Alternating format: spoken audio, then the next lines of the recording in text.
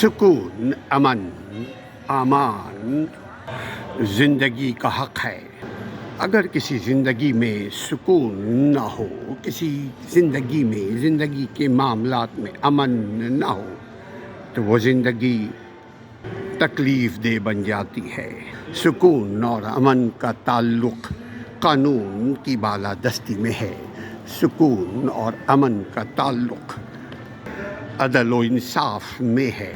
جس معاشرے میں عدل نہ ہو، انصاف نہ ہو، اس معاشرے میں نہ سکون رہتا ہے، نہ امن، نہ وہ معاشرہ نہ وہ ملک ترقی کر سکتا ہے، نہ وہاں کے رہنے والے لوگ سکون سے رہ سکتے ہیں۔